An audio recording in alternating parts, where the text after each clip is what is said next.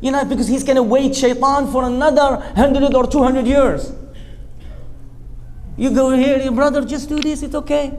But he's going to come back and get you tomorrow. Just take this lady over there. That's why Allah subhanahu wa ta'ala never says in the Quran, don't follow shaitan. وَلَا تَتَّبِعُوا خُطُوَاتِ الشَّيْطَانِ. Do not follow the footsteps of shaitan. There's many stories. So I want to stick with this. About shaitan, how he deluded scholars. He doesn't care. There's a book by Ibn al-Qayyim. It's called Talbis Iblis.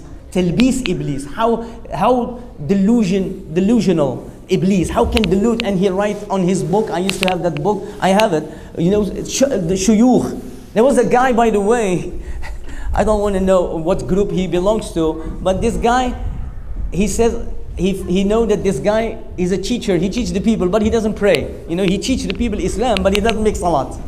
Okay, so this guy, he says, Wallahi, I'm gonna go, when people, they go to pray, because we sit on him, he teaches us. You know, salat is in the Quran. There is how many verses? I think there is no page in the Quran that Allah did not say, establish your salat.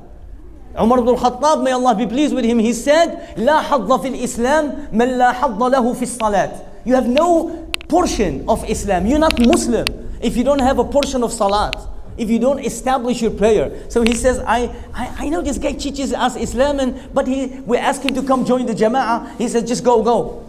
He says, I want to see what he does. He says, I let the people go to pray. I came back and I started looking. I found him put his legs like this, and then like maybe they smoke shisha or something. Wallah, some people, if you do, shaitan is amazing. It's crazy. I don't know what he does to us. We don't feel it. That's why we need to Jama'ah, because we can rectify one another. That's why we get married. You know, you have a wife that sees you, brother, what you do? I know you, Shaykh, what are you doing this like that? Why you watch this movie? You know, we watch each other. This is the purpose of marriage, because sometimes they think the woman, she's like, it's okay. Because I don't want to go in day of judgment. Allah makes somebody to remind me. Umar ibn al-Khattab, he used to hire somebody, wallahi. He hired with money. Umar ibn Abdul Aziz, he hired another one. He says, listen, you see me do something wrong, you pull my jalabiya and tell me, my garment, and tell me, taqillah, fear Allah, you are going to meet Allah tomorrow. He hired him to do this. So if somebody, and he used to say, Umar ibn al-Khattab, may Allah be pleased by the one who give me, he says like this, Rahimallahu mri'in ahda ilayya uyubi. May Allah be pleased with someone who presented my uyub, my mistakes and my problems. If you come to me, I don't care, even if you come in a bad habit, but I will learn. But anyway, this guy was praying. He looked at him and he says, he opened the door. He says, oh, you told me you go, why you stay in here? You said you go pray somewhere. He says, I go to pray, I pray in Mecca. He says, why? I saw you, I was watching from the, he says, my soul is there, but my body is here. He says, La hawla wa la quwwata illa billah. But anyway, Talbis Iblis, he deluded those people. They start actually looking at the salihin, the righteous people. That's what happened. Wuddan wa suwa'an wa ya'uqa wa nasra. Allah mentioned them in the Quran. This are the idols. Those idols, even when the flood happened, they survived. And one of the Quraysh people went and brought them and put them in the Kaaba. They end up until the Prophet Muhammad sallallahu alaihi wasallam break them. They came all the way and they was inside the Kaaba when the Quraysh again starts worshipping the idols. But anyway, Shaitan showed them just to have sympathy, have some motivation with this when you look at them. But when those people die, the next generation, Shaitan come, he says, listen, your parents used to worship these people. They used to prostrate for them. They used to call when they need rain, they go to them. When they need the food, they go to them. And the people stop going to Allah the first time. That's why Allah flooded the whole world. Remember, some ulama, there's two opinions here.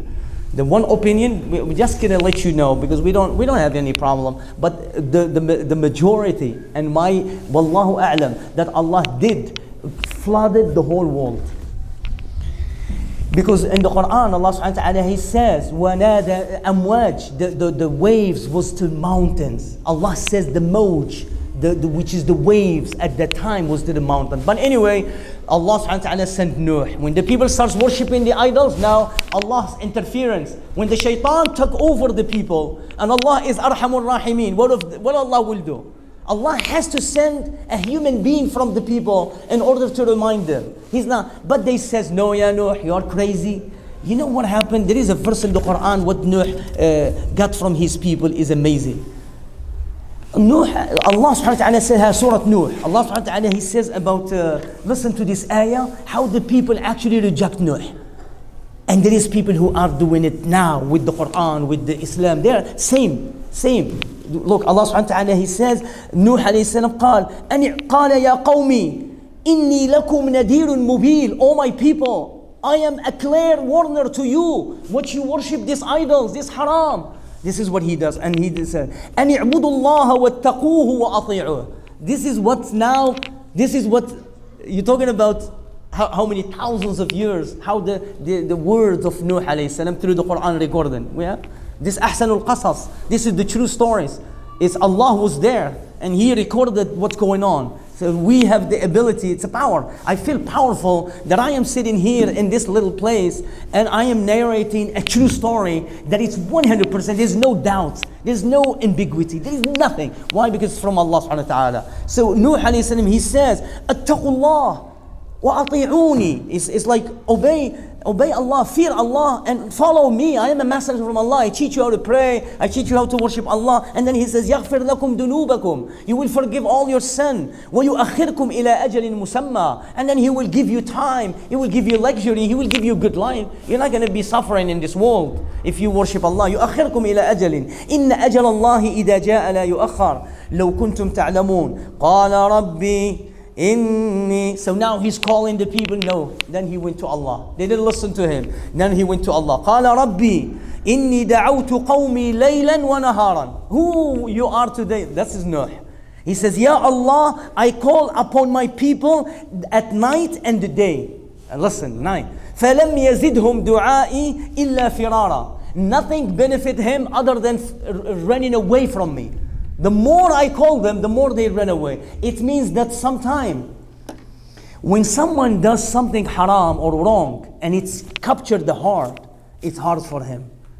That's why Allah subhanahu wa ta'ala says in another ayah, He says, إِنَّمَا التَّوْبَةُ عَلَى الَّذِينَ يَعْمَلُونَ السُّوءَ بِجَهَالَةٍ ثُمَّ يَتُوبُونَ مِنْ قَرِيبٍ. They make tawbah from nearby. Tawbah, this is what He said. These people refused because it took them so long and they absorbed the worship of these idols on their heart. No matter what you say, they don't hear you. They don't want this. They want haram. Shaitan already does his work. Sometimes if shaitan does the work of somebody, you tell him, قال Allah. قال Allah says, brother, I don't want to hear this. You heard these people? This is what happened. They says no. And look what they did, which is amazing. I can't go with the whole story. Let me see what time. But if we just